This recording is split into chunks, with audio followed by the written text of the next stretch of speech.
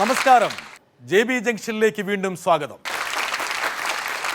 Mini screen അടക്കി വാഴുന്ന ഒരു കലാകാരി, നിങ്ങൾക്ക് ഏറെ പരിചിതമായൊരു മുഖം, പലരുടെയും വീടുകളിൽ അത്താഴ വിരുന്നിന് അതിഥിയായി എത്തുന്ന ഒരു സമ്പൂർണ്ണ കലാകാരി. മിനിസ്ക്രീനിൻ്റെ ചുറ്റുവട്ടത്ത് നിന്ന് വലിയ സ്ക്രീനിലേക്ക് പ്രയാണം ചെയ്യുന്ന ആ കലാകാരിയെ മറ്റാരുമല്ല, ആശാ ശരത്തിനെ നമുക്ക് സ്വാഗതം ചെയ്യാം. ആശ, JB ജംഗ്ഷനിലേക്ക് സ്വാഗതം. നമസ്കാരം. Thank you. മുഖത്ത് ഒരു പരിഭ്രമം കാണുന്നില്ലല്ലോ. അത് കാണിക്കാത്ത ഉള്ളിലുണ്ട്. ഉള്ളിൽ പരിഭ്രമം ഉണ്ടോ? ആ പരിഭ്രമം എന്നാ ഞാൻ പറയട്ടെ. ഒരുപാട് ചോദ്യങ്ങൾ ഈ കാലമാടൻ ചോദിക്കും. അതിനെങ്ങനെയൊക്കെ സത്യം പറയാതെ കള്ളം പറഞ്ഞ് അതിനെ മറികടക്കും. അങ്ങനെയില്ല. ചോദ്യം എന്തൊക്കെ ചോദിക്കുന്നുള്ളൊരു ബേജാറുണ്ട്. പക്ഷെ കള്ളം പറയണമെന്ന് ഉദ്ദേശിച്ചിട്ടില്ല. അപ്പോൾ കള്ളം പറയില്ലെന്നാണ് ഉദ്ദേശം. നോക്കാം. കള്ളം പറയണമെന്നാൽ കള്ളം പറയണം കേട്ടോ. തീർച്ചയായിട്ടും. ആശാ ശരത്ത് ഇന്ന് മിനിസ്ക്രീനിലെ പ്രേക്ഷകർക്ക് ഒരു ഹരമാണ്. ചോദ്യം 1, എന്തു തോന്നുന്നു? വലിയ സന്തോഷം തോന്നുന്നു. മിനിസ്ക്രീനിലെ പ്രേക്ഷകർ എന്നെ ഇഷ്ടപ്പെടുന്നു എന്ന് അറിയുന്നതിൽ വലിയ സന്തോഷമുണ്ട്. വൈകി ഓടുന്ന കേരള എക്സ്പ്രസ് ആണ് ആശാ ശരത്ത് എന്ന് ചില ആൾക്കാർ പറയുന്നത്. എന്നുവെച്ചാൽ നേരത്തെ ഓടേണ്ടിയിരുന്നു. ലേറ്റായി പോയോ? അന്ന് ബസ് കിട്ടിയപ്പം അല്ലെങ്കിൽ ട്രെയിൻ കിട്ടിയപ്പോൾ കയറിയില്ല. ഒരുപാട് തീവണ്ടികൾ ഇങ്ങനെ വന്ന് മുമ്പിൽ നിന്നു, ബസ്സുകൾ. പക്ഷേ ആശ എന്തിനു വേണ്ടിയോ ആർക്കു വേണ്ടിയോ ആരുടെയോ നിർബന്ധത്തിന് വഴങ്ങിയോ ആ ബസ്സിലൊന്നും കയറിയില്ല. ഇപ്പോൾ വരുന്ന ബസ്സുകളിലൊക്കെ അങ്ങ് കയറിയേക്കാം എന്നൊരാഗ്രഹം. അങ്ങനെയില്ല. ഇപ്പോഴും സെലക്റ്റീവാണ്. തീർച്ചയായിട്ടും. ആശയുടെ ഒരു തട്ടകം നൃത്തമാണ്. അപ്പൂപ്പൻ, അമ്മൂമ്മ, കുടുംബം നൽകിയിട്ടുള്ള ഒരു വരദാനമാണ്, അല്ലെങ്കിൽ പാരമ്പര്യം, DNA, പെഡിഗ്രി, 10 ഗുണം 10 ഗുണം എന്നൊക്കെ പറഞ്ഞ പോലെ. പക്ഷെ ഇന്ന് നർത്തകിയുടെ അപ്പുറത്തേക്ക് ആശ പോയി കഴിഞ്ഞു. ഒരുപക്ഷെ നർത്തകി എന്നുള്ള ആശയ്ക്കാണോ സംതൃപ്തി, അഭിനേത്രി എന്നുള്ള ആശയ്ക്കാണോ സംതൃപ്തി? എപ്പോഴും എനിക്ക് ഇതുവരെയുള്ള കാര്യങ്ങളാണ് പറയാൻ പറ്റുക. നൃത്തം ചെയ്യുമ്പോഴാണ് ഏറ്റവും കൂടുതൽ സാറ്റിസ്ഫാക്ഷൻ കിട്ടിയിട്ടുള്ളത്. ഒരുപക്ഷെ ആശയ്ക്ക് മലയാള സിനിമയിൽ ശ്രദ്ധേയമായൊരു സ്ഥാനം വളരെ മുമ്പ് തന്നെ വേണമെങ്കിൽ ലഭിക്കുമായിരുന്നു. ഒരുപക്ഷെ ആശയ്ക്ക് ഒരു ഡിസിഷൻ എടുക്കാൻ കഴിയാത്തതിൻ്റെയോ ആശയുടെ കുടുംബത്തിൻ്റെ ഒരു എന്താ പറയുക, ഒരു ഇനേർഷ്യ കൊണ്ടോ ആശങ്കൾ കൊണ്ടോ ആ ഒരു വലിയൊരു അവസരം നഷ്ടപ്പെട്ടു. തിരിഞ്ഞു നോക്കുമ്പോൾ ഇപ്പം എല്ലാവർക്കും അറിയാവുന്നൊരു കാര്യമാണ്, കമലതളത്തിൽ മോനിഷ അഭിനയിച്ച ആ റോളിലേക്ക് ആശയെ ക്ഷണിച്ചിരുന്നത്. വളരെ പ്രധാനപ്പെട്ടൊരു പടം, വളരെ പ്രധാനപ്പെട്ടൊരു റോള്. അത് നഷ്ടപ്പെടുത്തിയതിൻ്റെ ഒരു വിഷമം എപ്പോഴെങ്കിലും മനസ്സിനെ വേട്ടയാടുന്നുണ്ട്. ആ കാലത്ത് കോളേജിൽ പഠിക്കുന്ന സമയത്താണ് അങ്ങനെ ഒരു ഓപ്പർച്യൂണിറ്റി കിട്ടിയത്. ആ സമയത്ത് സങ്കടം തോന്നിയിരുന്നു. ചെയ്യാമായിരുന്നു, ചെയ്തിരുന്നെങ്കിൽ എന്നൊക്കെ ആഗ്രഹിച്ചിട്ടുണ്ട്. പക്ഷെ ഇപ്പോൾ ഇത്രയും വർഷങ്ങൾക്ക് ശേഷം തിരിഞ്ഞു നോക്കുമ്പം അങ്ങനെ ഒരു വേദനിച്ചതിന് അർത്ഥമില്ല എന്ന് എനിക്ക് തോന്നുന്നുണ്ട്. അതിന് കാരണം എന്താ വെച്ചാൽ, ഒരുപക്ഷെ ഞാൻ അന്ന് അഭിനയിച്ചു, കുറച്ച് ചിത്രങ്ങളിൽ അഭിനയിച്ചു, പിന്നീട് വിവാഹം കഴിച്ചു, പിന്നീട് ഒരു തിരിച്ചുവരവ്, അങ്ങനെയെല്ലാം നമുക്ക് കുറച്ച് കാലങ്ങൾ മാത്രമേ എനിക്ക് നിൽക്കാൻ പറ്റുള്ളായിരുന്നു എന്ന് എനിക്ക് തോന്നുന്നുണ്ട്. പക്ഷേ ഇനിയുള്ള ജീവിതം, ഭർത്താവ്, മക്കൾ, ഒരുവിധം സെറ്റിൽഡാണ് ഞാൻ. സോ ഇനി അങ്ങോട്ട് അഭിനയിച്ചു തുടങ്ങിയാൽ, ഇപ്പം ഞാൻ ആലോചിക്കുകയാണ്, അഭിനയിക്കാൻ ഇപ്പോൾ കിട്ടിയ ഭാഗ്യം ഒരു മഹാഭാഗ്യമാണ്. ഇനി അങ്ങോട്ട് വയസ്സാവുന്നവരെ ഒരു 90-95 വയസ്സ് വരെ അഭിനയിക്കാമല്ലോ. അപ്പം തിരിച്ചു വരവെന്ന് പറയില്ലല്ലോ. ചെറിയ അഹങ്കാരമൊന്നല്ല ആശയ്ക്കുണ്ട്, ആഗ്രഹമല്ല. 95. പക്ഷേ ആശ ഈ പറഞ്ഞ കമലതളം വിട്ടിട്ടും വേറൊരു പടവും ആശയെ വിടാതെ പിടികൂടിയിരുന്നു, കാബൂളിവാള. അതെ, നോക്ക്, ഒരുപക്ഷെ ആശയ്ക്ക് അറിയാവുന്ന ഒരാൾ അതിനെക്കുറിച്ച് പരാമർശം നടത്തുന്നുണ്ട്. ഹൈ ആശ, ഒരുപാട് വർഷമായിട്ടൊരു ചോദ്യം ആശയോട് ചോദിക്കുന്നുണ്ട്. നമ്മളൊരു സീരിയൽ ചെയ്തു, ജാതകഥകൾ. ആ സീരിയൽ നടക്കുമ്പോൾ തന്നെ എൻ്റെ മനസ്സിലൊരു തോന്നൽ, നമ്മുടെ മലയാള സിനിമയ്ക്ക് ഒരു നായിക കൂടെ കിട്ടി എന്ന്. പക്ഷേ ഒരു ചാൻസ് വന്നു താങ്കൾക്ക് എൻ്റെ ഓർമ്മ ശരിയാണെങ്കിൽ സിദ്ദിഖ് ലാലിൻ്റെ കാബൂളിവാല എന്ന ചിത്രത്തിന് നായികയെ അന്വേഷിച്ചുകൊണ്ടിരുന്ന സമയത്താണ് അവരാ സീരിയൽ കാണുകയും ആശാലതയെ അവരുടെ നായികയായിട്ട് ക്ഷണിക്കുകയും ചെയ്തു എന്നാണ് എൻ്റെ അറിവ്. എന്തുകൊണ്ട് ആശാലത ആ പ്രോജക്റ്റ് റിജക്റ്റ് ചെയ്തു, അത് ഒഴിവാക്കി? ആശയുടെ പ്രധാനപ്പെട്ട ഒരു സീരിയലിൻ്റെ സംവിധായകനാണ്. ആദ്യത്തെ ആദ്യത്തെ സീരിയൽ സീരിയലിൻ്റെ ഞാൻ ആദ്യമായി ക്യാമറ ഫേസ് ചെയ്യുന്നത് അദ്ദേഹം ആക്ഷൻ പറഞ്ഞിട്ടാണ്. മോഹൻദാസ് സർ ജാതക കഥകൾ എന്ന് പറയുന്ന. എന്തിനാ ആ സീരിയൽ തിരഞ്ഞെടുക്കാൻ എന്താണ് ആശയെ പ്രേരിപ്പിച്ചത്? ഈ ഒരു കമലതലത്തിൽ നിന്ന് തുടങ്ങാം. കമലതലത്തിൽ ഓപ്പർച്യൂണിറ്റി വേണ്ടാന്ന് വെച്ച സമയത്ത് വലിയ സങ്കടം ഉണ്ടായിരുന്നു. അപ്പം എന്നും അച്ഛനോടും അമ്മോടും കരഞ്ഞോ? കരയൊന്നും ചെയ്തിട്ടില്ല. പക്ഷെ എനിക്ക് അച്ഛനായിരുന്നോ അതിനകത്ത് വാശി പിടിച്ച, അമ്മയായിരുന്നോ വാശി പിടിച്ചത്? അങ്ങനെ പറയാൻ പറ്റില്ല. അവരുടെ സംയുക്തമായിട്ട് വാശി പിടിച്ചു. അച്ഛനും അമ്മയും എനിക്ക് 2 ചേട്ടന്മാരുമാണ്. ആ 4 പേരും കൂടി ഒരു കൂടാതെ അവരൊരു അങ്ങനെ ചെയ്യരുത് ഇങ്ങനെ ചെയ്യരുതെന്നല്ല പറഞ്ഞത്. അവരതിൻ്റെ ഒരു ഭാവിയിലെ ഒരു കാര്യം, അവരുടെ മനസ്സിലെ മകൾ എന്ന രീതിയിലുള്ള ഒരു കൺസെപ്റ്റ്. സിനിമയിൽ പോയാൽ ആശ അല്ലെങ്കിൽ മകള് വഴിതെറ്റി പോകുന്നു വിചാരിച്ചു? അങ്ങനെ വിചാരിച്ചിട്ടല്ല. പക്ഷേ അങ്ങനെ വിചാരിക്കാൻ അവർക്ക് ഒരു സാധ്യതയില്ല. അമ്മയും കലാരംഗത്താണ്. പക്ഷെ എങ്കിൽ പോലും ആ കലാരംഗം എന്ന് പറയുന്നത് വേറെയാണ്. ഇപ്പം പിന്നെ കലാമണ്ഡലത്തിലൊക്കെ പഠിച്ച ആ രീതി വേറൊരു ഒരു എന്താ പറയുക ട്രെയിനിലാണ്. സിനിമ എന്ന് പറയുന്നത് വേറൊരു ലോകമാണ്. ഗ്ലാമറിൻ്റെയും പളപ്പ്, മിനിപ്പ്, അതൊക്കെ അറിയാലോ ആശയ്ക്ക്. അതെല്ലാം ഇനി മകളിനി സിനിമയിൽ അഭിനയിച്ച് ഇനി വിവാഹം വേണ്ടാന്ന് പറഞ്ഞ് അങ്ങനെ വിചാരിച്ചിട്ടായിരിക്കാം, ഒരു അമ്മയുടെ അച്ഛൻ്റെ പോയിന്റ് ഓഫ് വ്യൂ ചിന്തിച്ചിട്ടായിരിക്കാം അന്നത് വേണ്ട എന്ന് പറഞ്ഞത്. പക്ഷേ എൻ്റെ കോളേജിൽ പഠിപ്പിച്ചിരുന്ന ഒരു ടീച്ചർ, പത്മജ ടീച്ചറുണ്ട്. എൻ്റെ മാമായിരുന്നു. ടീച്ചറാണ് പിന്നെ എന്നോട് ഒരിക്കൽ പറഞ്ഞത്, ടീച്ചറിൻ്റെ ഒരു അങ്കിള് ജാതക കഥകൾ, വിശ്വംഭരൻ അങ്കിൾ, ഇന്ന് ജീവിച്ചിരിപ്പില്ല അദ്ദേഹം ദൂരദർശന് വേണ്ടിയിട്ട് ഒരു ടെലിഫിലിം ചെയ്യാൻ പോവാണ്, കുറച്ച് കഥകൾ എടുത്തിട്ട്. അതിൽ ഒരു കഥാപാത്രമാവാൻ പറ്റുമോ എന്ന് ചോദിച്ചു. അങ്ങനെ ചോദിച്ചപ്പോൾ ഞാൻ അന്ന് കോളേജിൽ നിന്ന് വീട്ടിലേക്ക് ഓടി അമ്മയോടും അച്ഛനോടും ചോദിച്ചു. എന്നോട് എൻ്റെ ടീച്ചർ ഇങ്ങനെ ചോദിച്ചു, ഞാൻ ചെയ്തോട്ടെ, 2-3 ദിവസത്തെ കാര്യമുള്ളൂ, ടീച്ചർ ഉണ്ടാവും എൻ്റെ കൂടെ, അല്ലെങ്കിൽ അങ്ങനെയാണ്. അപ്പോൾ അച്ഛനും അമ്മയും പറഞ്ഞു, അങ്ങനെ നിനക്ക് ആഗ്രഹം ഉണ്ടെങ്കിൽ ദൂരദർശനാണ്, തീർച്ചയായിട്ടും നീ ചെയ്തോളൂ എന്ന് അച്ഛനും അമ്മയുടെ അനുവാദം ഉണ്ടായിരുന്നു. അങ്ങനെയാണ് ആദ്യം സ്ക്രീൻ ഫേസ് ചെയ്യുന്നത്. എൻ്റെ കൂടെ വന്നത് പത്മജ ടീച്ചറാണ്. അന്നത്തെ ഹീറോ രാജും ടീച്ചർ ഉണ്ടായിരുന്നില്ലെങ്കിൽ ഒരു പക്ഷേ അച്ഛനും അമ്മയും വിടില്ലായിരുന്നു. അല്ല, ഒരു ടീച്ചറിൻ്റെ ഒരു സംരക്ഷണയിൽ പോയിട്ട് മകളത് അഭിനയിച്ച് തീർത്ത് വരുമെന്നുള്ളൊരു ഉറപ്പിന്മേലാണ്. അങ്ങനെയല്ല, ടീച്ചറിൻ്റെ ഒരു ആരാണ് പ്രൊഡക്ഷൻ, ആരാണ് അതിൻ്റെ ഡിറക്ഷൻ, ആ ഫുൾ ടീമിനെ, എൻ്റെ ടീമിനെ ഇവർക്ക് അറിയാമായിരുന്നു. അതായിരിക്കാം ഒരു സെക്യൂരിറ്റി. സെക്യൂരിറ്റി അല്ല, ഇത് ആശയാണെങ്കിൽ പോലും ഒരു പക്ഷേ ഇങ്ങനെ പെരുമാറും. ഞാൻ എൻ്റെ മക്കൾക്കാണെങ്കിലും ചിലപ്പോൾ അങ്ങനെ ചിന്തിക്കുമെന്ന്. അവരെക്കാളും കൂടുതൽ വേണേൽ കൺസർവേറ്റീവ് ആയിരിക്കാൻ വേണേ ആശ. തീർച്ചയായിട്ടും ഇന്ന് അതിലെനിക്ക് ദുഃഖമേ ഇല്ല. അപ്പോൾ അങ്ങനെ അവിടെ പോയി അഭിനയിച്ചു. ഇപ്പോൾ വലിയൊരു സങ്കടം എന്താ വെച്ചാൽ അതിനകത്തെ ഹീറോ ആയിട്ട് അഭിനയിച്ച രാജ് ഇന്ന് ജീവിച്ചിരിപ്പില്ല. അദ്ദേഹം പെട്ടെന്നൊരു അറ്റാക്ക് വന്ന് മരിച്ചുപോയി. വിശ്വംഭരനങ്ങളുടെ മകനായിരുന്നു. ഇപ്പോഴും അതൊരു വലിയ സങ്കടമാണ് രാജിനെക്കുറിച്ച് ആലോചിക്കുമ്പോൾ. അന്ന് അദ്ദേഹമാണ്, മോഹൻദാസ് സാറാണ് ആദ്യമായി ആക്ഷൻ പറഞ്ഞ് അഭിനയിച്ചത്. മോഹൻദാസ് ആ രംഗങ്ങളൊക്കെ ഓർക്കുന്നുണ്ടാവും ഇപ്പോൾ സംസാരിക്കുമ്പോൾ. അതിനുശേഷം പിന്നീട് തുടർച്ചയായിട്ട് ചില സീരിയലുകളൊക്കെ. അതിനുശേഷവും വളരെ സീരിയൽ, അന്നത്തെ കാലത്ത് സീരിയൽ അഭിനയിക്കാൻ കുറച്ചും കൂടെ നമുക്ക് ഈസി. 13 എപ്പിസോഡേ ഉള്ളൂ. 2-3 ദിവസം ഡ്യൂട്ടി ചെയ്താൽ 4 ദിവസം കഴിഞ്ഞാൽ സീരിയൽ കഴിഞ്ഞു. പക്ഷെ അന്നും വളരെ സെലക്റ്റീവ് ആയിട്ടുള്ള നല്ല നല്ല സംവിധായകരുടെ, KP കുമാരൻ സാറിൻ്റെ, സാജൻ സാറിൻ്റെ, പിന്നെ ഉണ്ണി അങ്കിളുടെ, അങ്ങനെ കുറച്ച് നല്ല പ്രൊജക്ട്സ്, മണി ഷൊർണൂറിൻ്റെ കുറച്ച് കഥകൾ, അങ്ങനെയൊക്കെ കുറച്ച് ചെയ്തിട്ടുള്ളൂ. എന്തെങ്കിലും ഒരു 10-13 സീരിയലുകൾ ചെയ്തിട്ടുണ്ട്. പിന്നീട് എനിക്ക് തോന്നുന്നു ഇന്ദുലേഖയിൽ ആശ വരുന്നു അല്ലേ? അതെ. അപ്പോഴായിരിക്കാം ഈ സീരിയൽ രംഗത്ത് തിളങ്ങാനുള്ള ഒരു അവസരം ഉണ്ടെന്ന് ആശ തിരിച്ചറിയുന്നു. കംഫർട്ടായിരുന്നു, നല്ല കംഫർട്ടബിൾ ആയിരുന്നു. സീരിയലിൽ ഇന്ദുലേഖ ഞാൻ ഏറ്റവും അവസാനം അഭിനയിച്ച ആ കാലത്ത്, 1992 ആ കാലഘട്ടത്തിൽ ഏറ്റവും അവസാനം അഭിനയിച്ച സീരിയലാണ് ഇന്ദുലേഖ. KP കുമാരൻ സാറ് സംവിധാനം ചെയ്ത ഇന്ദുലേഖ. സാധാരണ രീതിയിൽ പെൺകുട്ടികളൊക്കെ പഠിച്ചു കഴിഞ്ഞ് വീണ്ടും കുറച്ചു കാലമൊക്കെ അതിൻ്റേതായ ലഹരി തുടിപ്പിൽ നിന്ന ശേഷമാണ് വിവാഹ ജീവിതത്തിലേക്ക് പ്രവേശിക്കുന്നത്. ആശയെ പഠിച്ചുകൊണ്ടിരിക്കുമ്പോൾ തന്നെ അച്ഛനും അമ്മയും കെട്ടിച്ചു വിട്ടു.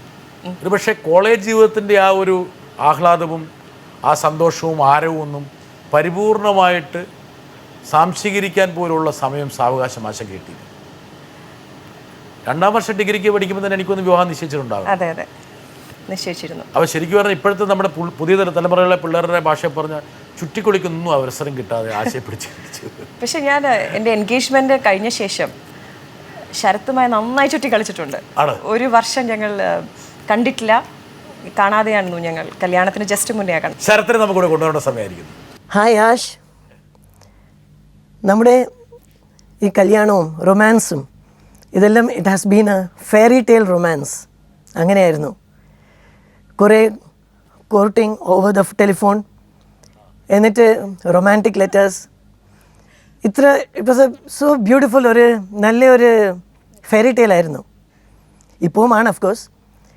പക്ഷേ ആ ഒരു സമയത്ത് എനിക്കൊരു ചോദ്യം ചോദിക്കേണ്ടത്, ഫസ്റ്റ് ടൈം ഞാൻ ഫോണിൽ ഐ ലവ് യു എന്ന് പറഞ്ഞപ്പോൾ from your end what was your response? ആ റെസ്പോൺസ് എനിക്കൊന്നും ഒരു പോസിറ്റീവായി കിട്ടിയിട്ടില്ല. എന്താ പറഞ്ഞത് ആൻഡ് വൈ? ഇന്നും എനിക്കത് മനസ്സിലൊരു ഹെവിനെസ് ഉണ്ട്. ബിക്കോസ് ആ first punch of I love you. അയ്യപ്പാ, ഭർത്താവ് ചുറ്റിക്കുന്ന പ്രതീക്ഷിച്ചില്ല. ഇങ്ങനെ പണി കിട്ടുന്നു ഇല്ല ഇല്ല ഇല്ല. ഇത്ര വർഷമായിട്ട് കല്യാണം കഴിഞ്ഞിട്ട് എത്ര കാലമായി? 18 വർഷം കഴിഞ്ഞു. 18 വർഷമായിട്ടും ശരത്തിൻ്റെ മനസ്സിൽ വിങ്ങുന്നൊരു വേദനയാണ്. അതായത് ആദ്യം ആശയെ ഫോണിൽ വിളിച്ചിട്ട് ഐ ലവ് യു എന്ന് പറഞ്ഞപ്പോൾ ആശ ഒന്നും പറഞ്ഞില്ല എന്നല്ല, പറഞ്ഞു. എന്ത് പറഞ്ഞു? ആക്ച്വലി എന്നെ വിളിച്ച ആദ്യം ഒരു വിഷു ദിവസമാണ് ശരത്തേട്ടൻ എന്നെ ആദ്യം വിളിക്കുന്നത്. എങ്ങനെയായിരുന്നു? പുള്ളിക്ക് ഒരു പരിഭ്രമം ഉണ്ടായിരുന്നു? തീർച്ചയായിട്ടും ഉണ്ടായിരുന്നു. അദ്ദേഹത്തിന് മലയാളം കുറച്ച് പരിങ്ങല ആയിരുന്നു ആ കാലത്ത്. അല്ലല്ല, അപ്പോൾ പരിങ്ങലുണ്ടായിരുന്നു. എനിക്ക് ഇംഗ്ലീഷ് ആ കാലത്ത് പരിങ്ങലുണ്ടായിരുന്നു. ഞാൻ നാട്ടിൽ ജനിച്ച് വളർന്ന് പഠിച്ച ഒരാളാണ്. സോ നമുക്ക് ഇംഗ്ലീഷ് എഴുതാം വായിക്കാം എന്നെല്ലാം ആണെങ്കിലും നമുക്ക് ആ ഒരു ഫ്ലുവൻസി നമ്മൾ യൂസ് ചെയ്ത ശേഷം നമുക്ക് കിട്ടുള്ളൂ. ഇതിലേക്ക് വരാം. അപ്പോൾ ഇദ്ദേഹം ആദ്യമായിട്ട് എന്നോട് സംസാരിക്കുമ്പോൾ ഫസ്റ്റ് ഫോൺ എടുക്കുമ്പം ഐ ലവ് യു എന്ന് പറഞ്ഞപ്പോൾ എനിക്ക് എന്താ പറയേണ്ടത്. അന്ന് എനിക്ക് അദ്ദേഹത്തിനോട് പ്രണയമില്ല, പിന്നീടാണ് പ്രണയം വന്നത്. പ്രണയമില്ലാണ്ട് അപ്പൊ തിരിച്ച് ഐ ലവ് യു പറയാൻ പറ്റുമോ? ഓ, ശരത്തെ എന്തു പണ്ടത്തര പറയാം. 18 വർഷക്കാലത്തിടയ്ക്ക് ശരത്തെ ഇരുന്ന വീട്ടിൽ ചോദിച്ചിട്ട് സെറ്റിൽ ചെയ്താൽ പോരായിരുന്നു. അപ്പൊ ഞാൻ താങ്ക് യു പറഞ്ഞു. അപ്പൊ അത് ശരത്തിനെ പോലെ ബുദ്ധിമാനായിട്ടുള്ള ഒരു ചെറുപ്പക്കാരന് മനസ്സിലാക്കേണ്ടതാണ്. പക്ഷേ ഒരുപക്ഷെ അതിന് ശേഷമാണ് റൊമാൻസ് വന്നത്. പിന്നെയാണ് ഞങ്ങളൊരു ലവ് അറേഞ്ച്ഡ് മാരേജ് ആയിരുന്നു. അപ്പോൾ അതിന് ശേഷമാണ് തീർച്ചയായിട്ടും പ്രണയം. പെട്ടെന്നൊന്ന് ഫോർവേഡ് ചെയ്യുകയാണെങ്കിൽ ആശയുടെ ജ്യേഷ്ഠൻ വേണുവിൻ്റെ ഫ്രണ്ടായിരുന്നു ശരത്ത്. അങ്ങനെ ശരത്ത് ടെലിവിഷനിൽ ആശയനെ കണ്ടപ്പോൾ മോഹമുദിച്ചു മനസ്സിൽ. അങ്ങനെ പ്രപ്പോസ് ചെയ്തു. അടികിട്ടായിരിക്കാൻ വേണ്ടി ആദ്യം വേണുവിനെടുത്ത് മുൻകൂർ ജാമ്യം എടുത്തു. അതിനുശേഷമാണ് ആശയനെടുത്ത് ഈ പറഞ്ഞ 18 വർഷമായിട്ട് ആ പാവത്തിന് ആ വിങ്ങിൽ മാറിയിട്ടില്ല. ഇനി ആശ ഒരു കാര്യം ചെയ്യണം, ഈ ഇന്റർവ്യൂ കഴിഞ്ഞ് ഇറങ്ങുമ്പോൾ തന്നെ ഐ ലവ് യു വട്ടം പറയണം. ആശയുടെ ഒരു സുഹൃത്തിനെന്തോ പറയാനുണ്ട്. ഞാൻ ഫസ്റ്റ് ഇയർ BDSന് പഠിക്കുമ്പോഴാണ് ആശയുടെ കല്യാണം തീരുമാനിക്കുന്നത്. അപ്പം ഞങ്ങൾ ആരും ശരത്തിനെ കണ്ടിട്ടില്ല. ആശയുടെ ചേട്ടൻ വേണുചേട്ടനാണ് ഈ ആലോചന കൊണ്ടുവന്നത്. അപ്പോൾ എൻഗേജ്മെൻ്റ് ഒക്കെ ഒരുവിധം ഫിക്സ് ചെയ്ത് കഴിഞ്ഞ സമയത്ത് ഇവർക്ക് തമ്മിൽ കമ്മ്യൂണിക്കേറ്റ് ചെയ്യണം ലെറ്റർ വഴി. ആകെ ഒരു കൺഫ്യൂഷനിലായിരുന്നു, കാരണം കാണാത്ത ആൾക്കാണല്ലോ കത്തയക്കണത്. അത് മാത്രമല്ല ശരത്തിന് മലയാളം വായിക്കാനോ എഴുതാനോ അറിയില്ല. അപ്പം ഞങ്ങൾ രണ്ടുപേരും കൂടെ ഇരുന്ന് ഒരു ലെറ്ററൊക്കെ സോർട്ട് ചെയ്ത് അയച്ചു. അത് അയച്ച് ശരത്തിന് കിട്ടിക്കഴിഞ്ഞിട്ടുള്ള മറുപടി ഒന്നും നീ എന്താണെന്ന് ഇതുവരെ എന്നോട് പറഞ്ഞിട്ടില്ല. അപ്പോൾ അതാണ് ഞാൻ ഇപ്പോൾ ആദ്യത്തെ ചോദ്യമായിട്ട് ചോദിക്കാൻ പോണത്, എന്തായിരുന്നു മറുപടി? ഡോക്ടർ രേഖയല്ലേ? ഡോക്ടർ രേഖ ഇതുവരെ മനസ്സിലായില്ലേ ആശ ഒരു പഠിച്ച കള്ളിയാന്നുള്ള കാര്യം? ആ രേഖയുടെ സഹായം കൂടി എടുത്തിട്ടൊരു കത്തൊക്കെ കഷ്ടപ്പെട്ട് അയച്ചു. അതിനുശേഷം അതിന് മറുപടി കിട്ടുമ്പോൾ രേഖയോട് പറയണ്ടായിരുന്നോ ആശ? എന്തായിരുന്നു മറുപടി? As usual. എന്താ എഴുതി കൂട്ടിനകത്ത്? ഞങ്ങൾ രണ്ടുപേരും കൂടെയാണ്. രേഖയുടെ ആയിരുന്നോ? ഞങ്ങൾ രണ്ടുപേരും. പ്രണയലേഖനം എഴുതുന്ന കാര്യത്തിൽ, കത്തെഴുതുന്ന കാര്യത്തിൽ ആശയായിരുന്നോ കേമി, അതെയോ രേഖയായിരുന്നു? ഇവള് കുറച്ചുകൂടെ പൊയറ്റിക് ഒക്കെയാണ്. ഓ, കവിയാണ് അത്യാവശ്യം. ഞങ്ങള് ബെസ്റ്റ് ഫ്രണ്ട്സ്. ഞങ്ങൾ ഒരു 3 വയസ്സ് പോലെ ഞങ്ങൾ ഒരുമിച്ച് കളിച്ച് വളർന്ന് ഇപ്പോഴും ഒരുമിച്ചാണ്. എനിക്ക് 2 ഫ്രണ്ട്സ് ആണുള്ളത്, രേഖയും senior, 2 best friends from childhood. രണ്ടുപേരും എൻ്റെ കൂടെ ദുബായിലുണ്ട്. അപ്പൊ രേഖയും ഞാനും കൂടെ ഇരുന്നിട്ടാണ് വളരെ ആലോചിച്ചു എന്ത് എഴുതും, കണ്ടിട്ടില്ല. ഫസ്റ്റ് വാചകം എന്തായിരുന്നു? ഡിയർ. ഡിയർ കഴിഞ്ഞൊരു 4-5 കുത്ത് എന്ത് വിളിക്കണം എന്നറിയില്ല. ഇനി ശരത്തേട്ടൻ വിളിക്കണോ, ശരത്ത് വിളിക്കണോ, ഡിയർ വേറെ എന്തെങ്കിലും വിളിക്കണോ ഒന്നും അറിയില്ല. അങ്ങനെ അപ്പൊ ഡിയർ എന്നിട്ട് 3-4 കുത്തിട്ടു. പിന്നെ as usual how you. Full ഫോർമലായിരുന്നു. ആദ്യത്തെ എഴുത്ത് പ്രണയലേഖനമൊന്നും ആയിരുന്നില്ല. പിന്നത്തെ എഴുത്ത് ഞാൻ തന്നെയാണ് എഴുതി തുടങ്ങിയത്. പിന്നെ ഇവളെ ഒഴിവാക്കി. പിന്നെ ഇവിടെ ഒഴിവാക്കി. ഓ, സമ്മതിച്ചു. അപ്പം ശരത്ത് ഇതുപോലെ കുത്തിട്ടാണോ അയച്ചത്? ഇല്ല, ശരത്തേട്ടൻ എന്നെ, എൻ്റെ മൂത്ത ചേട്ടൻ എന്നെ മോളു എന്നാ വിളിക്കുക. ഓക്കെ, കൺവീനിയന്റ് ആയിട്ട് മോളൂന്ന്. അതെ, വേണിച്ചേട്ടൻ. അപ്പൊ ശരത്തേട്ടന്റെ വിചാരം എന്നെ മോളു എന്നായിരിക്കാം എല്ലാവരും വിളിക്കുന്നത്. എന്നെ എൻ്റെ ആ ചേട്ടൻ അല്ല, വീട്ടില് മോളു എന്നായിരിക്കും വിളിക്കാന്ന് വിചാരിച്ചിട്ടുണ്ടാവും. ശരിക്കും വേണിച്ചേട്ടൻ മാത്രമാണ് എന്നെ മോളു എന്ന് വിളിക്കുക. പക്ഷേ ശരത്തേട്ടൻ ഫസ്റ്റ് ലെറ്ററിൽ തന്നെ മോളു എന്ന് പറഞ്ഞിട്ടാണ് എഴുതിയത്. ആശയുടെ സഹോദരൻ വേണു ഒരു പക്ഷേ നമ്മുടെ ജീവിത പ്രയാണത്തിലൊക്കെ സന്തോഷം മാത്രമല്ല നമുക്ക് കിട്ടുക, അതിൻ്റെ യാദൃച്ഛികതകൾ, അതിൻ്റെ ആകസ്മികതകൾ, അതിൻ്റേതായ എല്ലാ സുഖദുഃഖങ്ങളും എല്ലാം നമ്മുടെ ജീവിതത്തിലുണ്ട്. ഒരു പക്ഷേ ജീവിതം എന്ന് പറയുന്നത് അതാണ്. ആശയുടെ ജീവിതഗതിയെ മാറ്റിമറിക്കുന്നത് ആശയുടെ സഹോദരൻ തന്നെയാണ്, വേണുവാണ്. ഒരുപക്ഷെ വേണുവിന് ഇങ്ങനെ ശരത്ത് എന്നുള്ളൊരു സുഹൃത്തുണ്ടായിരുന്നില്ലെങ്കിൽ ഒരു പക്ഷേ ആശയുടെ ജീവിതം വേറൊരു വഴിത്തിരിയിലേക്ക് പോകാൻ. പക്ഷേ വേണുഗോപാൽ ദൗർഭാഗ്യകരമായി നമ്മുടെ ഈ ജീവിതത്തിൽ നിന്ന് മറഞ്ഞു. ഒരുപക്ഷെ ആശയുടെ ജീവിതത്തെ വല്ലാതെ സ്വാധീനിച്ചിട്ടുണ്ടാവുന്നൊരു, അല്ലേ, പിടിച്ചുലച്ചു. തീർച്ചയായിട്ടും. വേണുവേട്ടൻ ഇപ്പോഴും വരാറുണ്ടോ? എനിക്ക് വേണിച്ചേട്ടൻ ഈ ലോകത്തുനിന്ന് പോയി എന്ന് ഒരിക്കലും തോന്നിയിട്ടില്ല. എപ്പോഴും എന്നെ ചേത്ത മോളു എന്നാണ് വിളിച്ചിരുന്നത്. ചേട്ടൻ്റെ മോളു എന്നുള്ള രീതിയിൽ ചേത്ത മോളു എന്നാണ് എന്നെ വിളിക്കുക. എഴുത്തിലും ഒക്കെ അങ്ങനെയാണ്. വേണിച്ചേട്ടൻ എനിക്ക് എല്ലാ 2 ദിവസം 3 ദിവസം കൂടുമ്പോഴും എഴുതുമായിരുന്നു.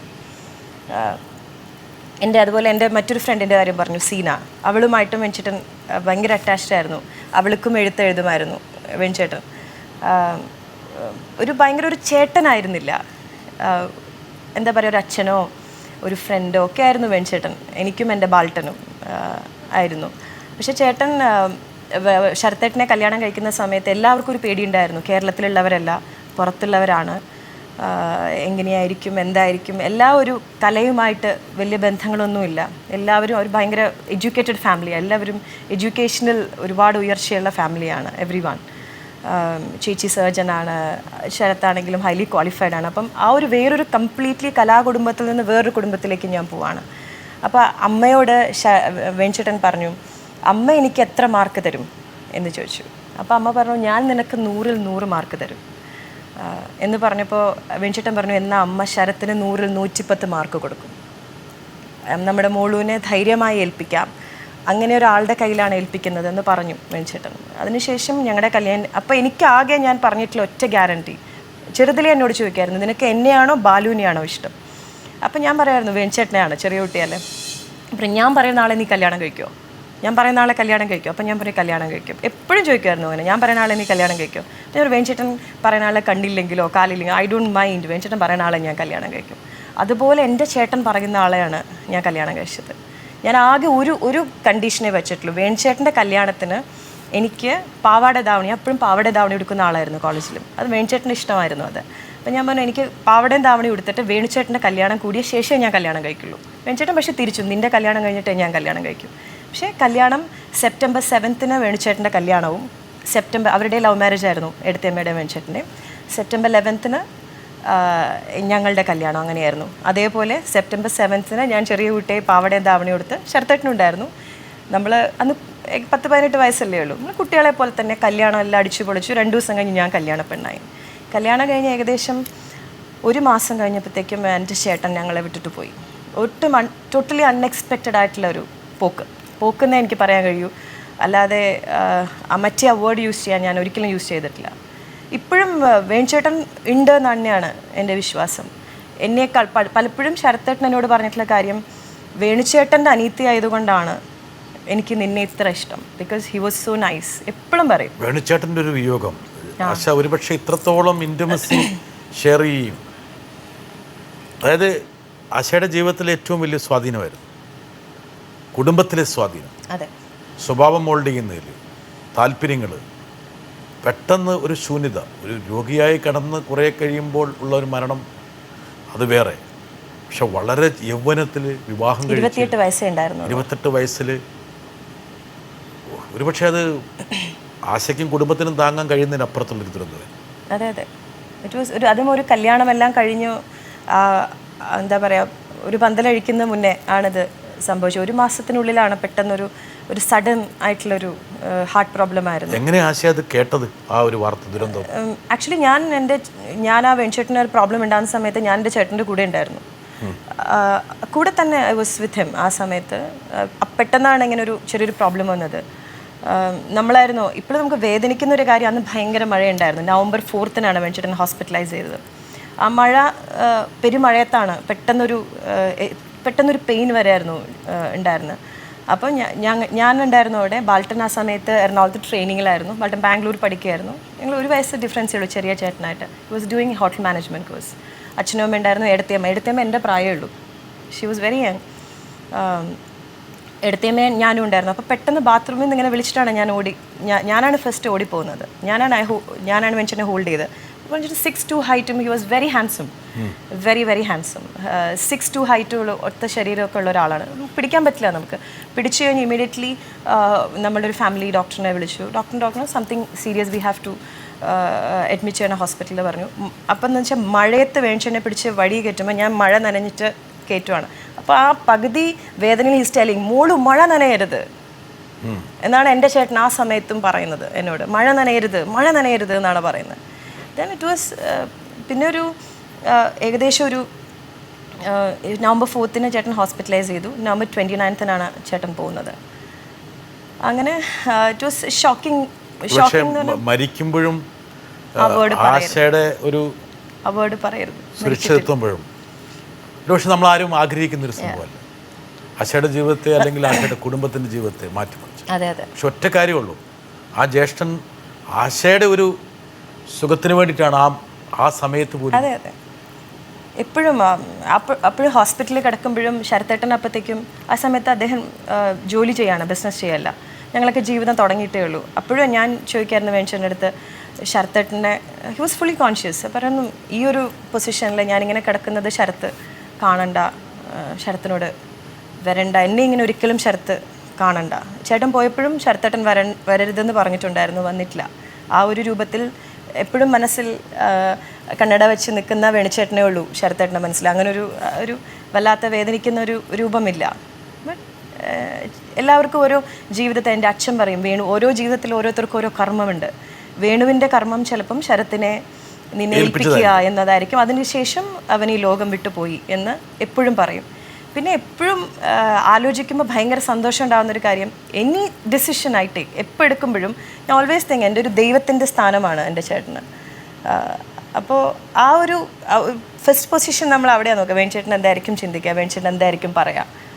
വേണിച്ചേട്ടൻ്റെ ആശയുടെ ജീവിതത്തിൽ നിന്ന് വേണു പോയിട്ടില്ല. ഒരു പക്ഷേ വേണുചേട്ടൻ പോകാത്തതുകൊണ്ടായിരിക്കാം ആശ അതിനൊരു പരിപൂർണമായ ഒരു ക്രിയയ്ക്ക് പോലും അല്ലെങ്കിൽ ബലിതർപ്പണത്തിന് പോലും ആശ തയ്യാറാകാതെ ചെയ്തിട്ടില്ല ഇതുവരെ. അത് എന്നേക്കാൾ നിർബന്ധം ശരത്തേട്ടനാണ്. സമ്പൂർണ്ണ സമർപ്പണം ചെയ്താൽ ആത്മാവ് ഈ ലോകം വിട്ടു പോകുന്നതാണ് ഹിന്ദു മതാചാരപ്രകാരം പറയുന്നത്. അത് ഞാൻ ചെയ്തിട്ടില്ല. അത് ഞാൻ മരിക്കും വരെ ഞാൻ ചെയ്യില്ല. വളരെ ഉപദേശിച്ചില്ലേ, ചെയ്യണമെന്ന് ഉപദേശിച്ചു പറയാറുണ്ട് അങ്ങനെ ചെയ്യണം.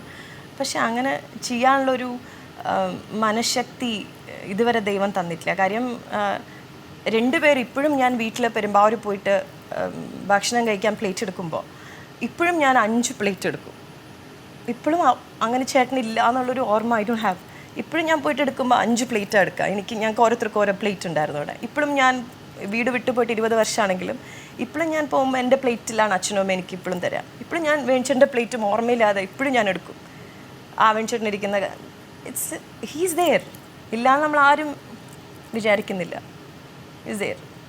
ഇപ്പോഴും ചെറിയ ആൾക്ക് മറ്റാളുടെ ശബ്ദമാണ് ബാൾട്ടന്. അപ്പോൾ സംസാരിക്കുമ്പോൾ ഓൾവേസ് ഞാൻ കേൾക്കും, ഞാൻ ഉറക്കെ വിളിക്കും, ഓക്കെ ഹീസ് വിത്ത് മീ. പോയിട്ടുണ്ടെങ്കിലല്ലേ നമ്മൾ വിഷമിക്കേണ്ട കാര്യമുള്ളൂ. He's there. ഏട്ടത്തിയമ്മ ഒരുപക്ഷെ ആശയുടെ അതേ പ്രായം, അതേ പ്രസരിപ്പ്, അതേ സ്ഥിതി, ഇതൊക്കെ ഒരു ദുരന്തത്തിൻ്റെ ഒരു പ്രത്യേക അവശിഷ്ടങ്ങളായിട്ട് വരികയാണ്. പക്ഷെങ്കിലും ആശയൊക്കെ താല്പര്യമെടുത്ത് അവരെ വേറൊരു വിവാഹം കഴിച്ച് സെറ്റിൽ ചെയ്യിപ്പിച്ചു. ഒരു കുടുംബം വലിയൊരു ട്രാജഡിയിൽ പെട്ട ശേഷം അതിൽ നിന്ന് കരകയറാൻ വേണ്ടിയുള്ളൊരു ശ്രമം 1 വർഷം എടുത്തു. 1 വർഷം എടുത്തു. ഇപ്പോഴും പൂർണ്ണമായി എല്ലാവരും കരകയറിയെന്ന് പറയാൻ കഴിയില്ല. അമ്മയാണ് അല്ലേ. അമ്മയ്ക്കല്ല, എല്ലാവർക്കും ഇപ്പോഴും ആ ഒരു വേദന നിലനിൽക്കുന്നുവെങ്കിലും നമ്മൾ ജീവിക്കാതെ പറ്റില്ല. എന്നുള്ളതാണ്. ഒരു വർഷം എടുത്തു. ഏട്ടത്തിയമ്മന്ന് ബിനു എന്നാണ് ഏട്ടത്തിയമ്മയുടെ പേര്. ഏട്ടത്തിയമ്മ ഒരു പ്രായമാണ്, പക്ഷേ ഏട്ടത്തിയമ്മ എന്ന് വിളിക്കണം എന്ന് വേണിച്ചിട്ട് നിർബന്ധമായിരുന്നു. പദവിയാണ്, പദവി ഏട്ടത്തിയമ്മ. അപ്പം എന്തെങ്കിലും പറയുമ്പോൾ ഞാൻ പറയും ഞങ്ങൾ ഒരു പ്രായമല്ലേ വെച്ചിട്ടാ, പിന്നെ എന്തിനാ, അത് സ്ഥാനമാണ്, നീ ഏട്ടത്തിയമ്മ എന്ന് തന്നെ വിളിക്കണം. അങ്ങനെയാണ് ഏട്ടത്തിയമ്മയെ വിളിച്ചുകൊണ്ടിരുന്നത്. ഇപ്പോഴും ഏട്ടത്തിയമ്മ എന്ന് തന്നെയാണ് വിളിക്കുന്നത്. ഏട്ടത്തിയമ്മ ഞങ്ങൾ വലിയൊരു എന്താ പറയുക, നിങ്ങളുടെ കുടുംബാംഗമാണ്. തീർച്ചയായിട്ടും ആശയ്ക്ക് മേലെയാണ് ഞങ്ങളുടെ ബിനുവിന് നമ്മുടെ വീട്ടിലുള്ള സ്ഥാനം. ഇന്നും ഏട്ടത്തിയമ്മ എല്ലാ ആഴ്ചയും US-ലാണ്, കല്യാണം കഴിഞ്ഞ് 2 മക്കളായി. ഏട്ടത്തിയമ്മ ഇപ്പോഴും വിളിച്ചും വിശേഷങ്ങളും, ഞങ്ങളുടെ എല്ലാവരുടെയും വിശേഷങ്ങളും പിറന്നാളും, എൻ്റെ വീട്ടിലെ മാത്രമല്ല എൻ്റെ കുടുംബത്തിലെ ഓരോ വിശേഷങ്ങൾക്കും ഏട്ടത്തിയമ്മയുടെ മമ്മിയും പപ്പയും, ഞങ്ങൾ അവരെ മമ്മി പപ്പ എന്ന് തന്നെയാണ് വിളിക്കുന്നത്. സോ ഞങ്ങളവിടെ പോകുന്നു. ബാംഗ്ലൂരാണ് അവരുള്ളത്. എത്ര കാലം സന്തോഷവും ചിലങ്കയുടെ നാദവും ഒക്കെ വീട്ടിൽ നിലച്ചുപോയി? ഒരു വർഷത്തോളം അമ്മ പഠിപ്പിക്കില്ലായിരുന്നു. പഠിപ്പിക്കാൻ അമ്മയ്ക്ക് കഴിയില്ല. ഞാനും നിലച്ചുപോയി. നമ്മളെല്ലാവരും ഒരുമിച്ച് ജീവൻ പോയ ഒരവസ്ഥയായിരുന്നു. എന്നുവെച്ചാൽ ഒരിക്കലും പ്രതീക്ഷിക്കാത്ത, നമ്മളുടെ വീട്ടിൽ ഇങ്ങനെ സംഭവിക്കുമ്പോഴാണ് ഓക്കെ നമ്മളുടെ വീട്ടിലും ഇങ്ങനെ സംഭവിക്കുമെന്ന് നമുക്ക് തോന്നുന്നത്. ഒരു വർഷത്തോളം അമ്മ, ഞങ്ങളുടെ വിവാഹം കഴിഞ്ഞ് ഞാൻ ദുബായിക്ക് പോകുന്നതിന് മുന്നെയാണ്. അപ്പോൾ ഞാൻ ശരത്തേട്ടൻ്റെ അടുത്ത് പറഞ്ഞു ഞാനിങ്ങനെ വരാൻ. അപ്പോൾ ശരത്തേട്ടൻ്റെ അച്ഛനും അമ്മയും ശരത്തേട്ടനും പറഞ്ഞു ബി വിത്ത് അച്ഛനമ്മ, ഇതാണ് നീ നിൽക്കേണ്ട സമയം, അല്ലാതെ അവരൊരിക്കലും ഇല്ല തിരിച്ചു പോകണം ഒന്നും പറഞ്ഞിട്ടില്ല. ഞാൻ എൻ്റെ അച്ഛൻ്റെയും അമ്മയുടെയും കൂടെ, അമ്മയുടെ അച്ഛൻ്റെയും കൂടെ നടുക്ക് കിടന്നാണ്. ചേട്ടൻ ആ സമയത്ത് പഠിക്കുകയായിരുന്നു, ബാംഗ്ലൂർ കോഴ്സ് കംപ്ലീറ്റഡ് ആയിരുന്നില്ല, കൂടെ നിന്ന്. അങ്ങനെ അവസാനം അമ്മ പഠിപ്പിക്കാതെ ആയപ്പം ഞാൻ പറഞ്ഞു ഞാൻ തിരിച്ചു പോകണമെങ്കിൽ ദുബായിക്ക്, അമ്മ എന്നോട് പറയും നീ പോയിക്കോ, ഞങ്ങൾ ഓക്കെ ആയിക്കോളും, നിനക്കൊരു ജീവിതമുണ്ട്, പോകണം എന്നൊക്കെ പറയുമായിരുന്നു. അപ്പം ഞാൻ പറയും അമ്മ തിരിച്ച് പഠിപ്പിക്കാതെ ഞാൻ പോവില്ല. അങ്ങനെ ഞാൻ ദുബായിക്ക് ശരത്തേട്ടൻ്റെ കൂടെ പോകാൻ വേണ്ടിയിട്ടാണ് അമ്മ വീണ്ടും കളരിയിൽ പോയി കോലെടുത്ത് പഠിപ്പിച്ചു തുടങ്ങിയത്. പിന്നെ നൃത്തം, സംഗീതം എന്നൊക്കെ പറയുന്നത് എല്ലാ രോഗങ്ങൾക്കും ഒരു തീർച്ചയായിട്ടും അത് മനസ്സിനെ ശരീരത്തിന് ഒരുപോലെ. അതെ. അങ്ങനെ അമ്മ വീണ്ടും ഒരുപാട് കുട്ടികൾക്ക് നൃത്തം. അമ്മയെ വേണമെങ്കിൽ നമുക്കൊന്ന് കാണാൻ വേണമെങ്കിൽ.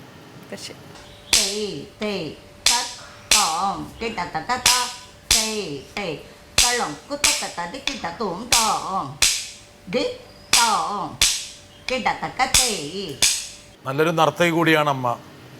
നന്നായി പഠിപ്പിക്കും. ഓ, പഠിപ്പിക്കുമ്പോൾ നല്ല ചീത്തയൊക്കെ പറയും. ഏറ്റവും ചീത്ത കേട്ടിട്ടുള്ള സ്റ്റുഡൻറ്റും ഞാനായിരിക്കും. അതൊക്കെ തിരിച്ചു കൊടുക്കുന്നുണ്ട് ഇപ്പോൾ? ഇപ്പം പറ്റില്ലല്ലോ. അമ്മയ്ക്കല്ല, മക്കൾക്കും. അമ്മ ഒരുപക്ഷെ ഒരു ചോദ്യം കൂടി ചോദിക്കാൻ ആഗ്രഹിക്കുന്നുണ്ട് ഈ വേളയിൽ. യെസ്. കുട്ടിക്കാലം മുതൽ നൃത്തം പഠിക്കുന്ന ആശയോട് ചോദിക്കാനുള്ളത്, ചെറുപ്പത്തിലെ മുതൽ പ്രാക്ടീസ് ചെയ്യാൻ വിളിച്ച ഭയങ്കര വിഷമവും, എൻ്റെ നിർബന്ധം കൊണ്ട് ആദ്യകാലത്തൊക്കെ പഠിച്ചിരുന്നു. പിന്നീട് നാഷണൽ യൂത്ത് ഫെസ്റ്റിവലിന് വരെ പോയി 1ാം സമ്മാനം നേടിയെങ്കിലും അന്ന് പോലും പ്രാക്ടീസ് ചെയ്യാൻ പറഞ്ഞപ്പോൾ മടി പറഞ്ഞ് പുറച്ചു മൂടിക്കിടന്ന ആളാണ് ബനാറസിൽ വെച്ചിട്ട്.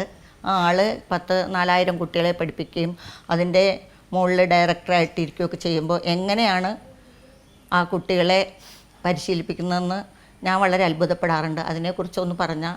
സമ്പൂർണ്ണ നർത്തകിക്ക് വെറും സമ്പൂർണ്ണ മടിച്ചിയായിരുന്നു. ഭയങ്കര മടിച്ചിയായിരുന്നു. അതിൻ്റെ ഒരു കാരണം, നമ്മൾ ഏറ്റവും സന്തോഷമുള്ള കാര്യമൊക്കെയാണ് എങ്കിൽ കൂടി മകൾ എന്ന് പറയുന്നൊരു, കുട്ടി എന്ന് പറയുന്നൊരു കൺസെപ്റ്റ് ഉണ്ട്. നമ്മൾ കണ്ണ് തുറക്കുമ്പോൾ അമ്മ ഉള്ളത് കളരിയിലാണ്. അമ്മ നമ്മളെല്ലാ കാര്യമൊക്കെ ചെയ്യുമെങ്കിലും അമ്മ കളരിയിൽ എപ്പോഴും കളരിയിൽ പഠിപ്പിക്കുന്നു.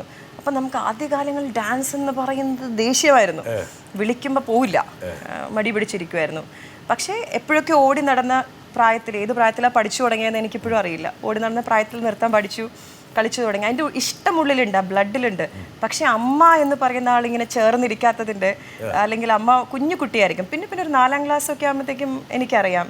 അങ്ങനെ ആ സമയത്തൊക്കെ വിളിക്കുമ്പോഴും മടിയായിരുന്നു. പിന്നെ വലുതായപ്പോഴും കളിക്കും. പക്ഷേ ഇതിൻ്റെ ഒന്നും ഒരു വാല്യൂ അന്ന് അറിഞ്ഞിരുന്നില്ല. അമ്മ എന്ന് പറയുന്ന ഒരു ആളുടെ നിന്ന് എപ്പോഴും അമ്മയ്ക്ക് അറിയുന്നതിൻ്റെ ഒരു അംശമേ എനിക്ക് അറിയുള്ളൂ. ഈ മടിയൊക്കെ എപ്പോഴാണ് ഉപേക്ഷിച്ച്? മടിയൊക്കെ ഉണ്ടെങ്കിലും ഞാൻ കളിക്കുമായിരുന്നു. ഇല്ല, ഇപ്പം മടിയില്ല. ഇപ്പം മടിയേ ഇല്ല, മടിക്കുള്ള സമയം കിട്ടുന്നില്ല. ഇപ്പം മടിയില്ല. പണ്ട് കാലത്ത് കൂടുതൽ പ്രോത്സാഹിപ്പിച്ചത് അച്ഛനാണോ അമ്മയാണോ? അമ്മയാണ് പഠിപ്പിച്ചിട്ടുള്ളത്. കഥകളി ഭ്രാന്തനാണ് അച്ഛൻ. കഥകളി ഭ്രാന്തൻ. അച്ഛൻ പണ്ടൊരു അമ്മയോട് എപ്പോഴും പറയായിരുന്നു എൻ്റെ മോളെ ശ്രദ്ധിക്കണം, നീ എൻ്റെ മോളെ ശ്രദ്ധിക്കുന്നില്ല എന്നൊക്കെ പറയായിരുന്നു. എപ്പോഴും അച്ഛൻ അങ്ങനെ ഒരു കംപ്ലൈൻറ്റ് പറയായിരുന്നു. അവളെ നീ ഗ്രൂപ്പ് ക്ലാസ്സിലല്ല, നീ കുറച്ച് നേരം ഇൻഡിവിജ്വലി പഠിപ്പിക്കണം എന്നൊക്കെ എപ്പോഴും അച്ഛൻ പറയുന്നു. അമ്മയും അച്ഛനും ഒക്കെ തന്നെയാണ് പ്രോത്സാഹനം, രണ്ടുപേരും. അച്ഛനെന്തോ പറയാനുണ്ടോ, നമുക്ക് നോക്കാം. ആശ പെർഫോം ചെയ്യുന്നതിന് മുമ്പ് കുറച്ച് നേരം പ്രാർത്ഥിച്ച് നിൽക്കാറുണ്ടല്ലോ. അപ്പോൾ മനസ്സിൽ അമ്മയാണോ ഗുരുവാണോ, ഇതിനൊരു ഉത്തരം പറഞ്ഞാൽ കൊള്ളാം. വല്ലാത്തൊരു ചോദ്യമാണ്. അല്ലാത്ത ഒരു അച്ഛൻ്റെ കുസൃതി ഈ പ്രായത്തിലും പോയിട്ടില്ല. അച്ഛൻ ഭയങ്കര തമാശയൊക്കെ ഉള്ള ഒരാളാണ്, സെൻസ് ഓഫ് ഹ്യൂമർ ഉള്ള ആളാണ്. കൃത്യമായി കേട്ടോ? കേട്ടു. അതിനെന്താ ഉത്തരം പറയാ? മാതാപിതാ ഗുരു ദൈവമാണ്. എനിക്ക് അതിലൊരു ലാഭം അമ്മയും ഗുരു ഒന്നാണ്. രണ്ടുപേരെയും പ്രാർത്ഥിക്കാറുണ്ട്. അമ്മയും എൻ്റെ അമ്മാവനും എന്നെ പഠിപ്പിച്ചിട്ടുണ്ട്, അമ്മയുടെ സഹോദരൻ രവികുമാർ പഠിപ്പിച്ചിട്ടുണ്ട്. ശരിക്കും പറഞ്ഞാൽ ആദ്യം വിളിക്കുക അമ്മയെന്നാണ്. അമ്മയെ വിളിക്കും. അമ്മ എപ്പോഴും അമ്മ എന്നുള്ളത് തന്നെയാണ് ആദ്യം വരെ. അമ്മയാണ് ഇഷ്ടം, അമ്മയെന്ന് ഗുരുവാണ് ഇഷ്ടം എന്ന് ചോദിച്ചിരിക്കുന്നത്? അതൊരു കൺഫ്യൂസിങ് ക്വസ്റ്റ്യൻ ആണ്. അമ്മയാണ് ആദ്യം ഇഷ്ടം. പഠിക്കുന്ന കാലത്ത് ആശ അല്പം ആക്റ്റീവായിരുന്നു. കോളേജിലെ ആർട്സ് ക്ലബിൻ്റെ സെക്രട്ടറി ആയിരുന്നു, നർത്തകിയായിരുന്നു, പല മത്സരങ്ങളിലും പങ്കെടുത്തിരുന്നു. അവിടെ എല്ലാ മത്സരങ്ങളിലും പങ്കെടുക്കാൻ അമ്മ അനുവദിച്ചിട്ടുണ്ടാവില്ല, പക്ഷേ ഏറെക്കുറെ കുറച്ച് മത്സരങ്ങളൊക്കെ പങ്കെടുത്തിരുന്നു. അങ്ങനെ കലാലയ ജീവിതം വലിയ മോശമല്ലാത്ത രീതിയിൽ ആസ്വദിച്ചു വരികയായിരുന്നു അല്ലേ? അതെ. ഒരുപക്ഷെ ഇന്ന് മിസ് ചെയ്യുന്നുണ്ടോ അത്? കോളേജ് ലൈഫും ഇപ്പം എൻ്റെ ഒരു ജീവിതത്തിൽ എല്ലാവരും പറയും കൂടുതൽ നമ്മൾ എൻജോയ് ചെയ്തിരുന്ന കോളേജ് ലൈഫും സ്കൂൾ ലൈഫും. പക്ഷെ എൻ്റെ ഒരു ലൈഫിൽ ഞാൻ ജീവിതം കൂടുതൽ ആസ്വദിക്കുന്നത് വിവാഹശേഷമാണ്. മറ്റേത് മോശമെന്നോ അങ്ങനെയല്ല, പക്ഷേ അത് ഞാൻ കുറച്ചുകൂടെ വളരെ എൻജോയ് ചെയ്തിട്ടാണ് സെപ്റ്റംബർ 11th 1994 ശേഷം ജീവിച്ചിട്ടുള്ളത്. വളരെ സന്തോഷകരമായിട്ടുള്ള ഒരു കോളേജ് ലൈഫ് പോലെയാണ് ഞങ്ങൾ 4 ബഡീസാണ് വീട്ടിലെന്ന് പറയും. ഞങ്ങൾ 4 ഫ്രണ്ട്സ്. ആശാൻ്റെ ഒരു സുഹൃത്തുണ്ട്, സീന. എനിക്കൊന്ന് സീന ഈ പരിപാടിയിൽ പങ്കെടുത്തുകൊണ്ട് ഒന്നിലേറെ ചോദ്യങ്ങൾ ചോദിക്കണമെന്ന് ആഗ്രഹിച്ചു. പക്ഷേ ഞാൻ പറഞ്ഞു, ഈ ഒരു പരിപാടിയുടെ പരിപ്രേക്ഷ്യത്തിൽ ഒരു ചോദ്യത്തിന് മാത്രമേ സാങ്കത്യമുള്ളൂ. നമുക്ക് സീനയിലേക്ക് പോയി നോക്കാം, എന്താണ് സീനയ്ക്ക് ചോദിക്കാനുള്ളത്? എടി ഹായ്, എനിക്ക് നിന്നോടൊരു ചോദ്യം ചോദിക്കാനുള്ളത്, നമ്മൾ പണ്ട് കോളേജിൽ പഠിച്ചുകൊണ്ടിരുന്ന സമയത്തുള്ള രസകരമായ ഒരു സംഭവത്തെ പറ്റിയിട്ടുള്ളതാണ്. നമ്മുടെ കോളേജിൽ വളരെ പോപ്പുലർ ആയിട്ടുള്ള 2 നമ്മുടെ സീനിയേഴ്സ് വന്ന് ഒരു ദിവസം നിന്നെ പരിചയപ്പെടാൻ വന്നതും അത് കഴിഞ്ഞിട്ട് അവർ നിന്നെ ക്ലാസ്സിൽ നിന്ന് പുറത്തേക്ക് വിളിച്ച് കൊണ്ടുപോയിട്ട് നിന്നോടൊരു ക്വസ്റ്റ്യൻ ചോദിച്ചു. വളരെ രസകരമായൊരു ക്വസ്റ്റ്യൻ ആയിരുന്നു. ആ ക്വസ്റ്റ്യൻ അതാണ് എനിക്ക് നിന്നോട് ചോദിക്കാനുള്ളത്. അതെല്ലാവരുമായിട്ടൊന്ന് ഷെയർ ചെയ്യാം. ക്ലാസ്സിൽ നിന്ന് 2 പേര് വിളിച്ചിറക്കി കൊണ്ടുപോകുന്നു, എൻ്റെ പുറത്ത് നിർത്തിയിട്ട് ഒരു ചോദ്യം ചോദിക്കുന്നു.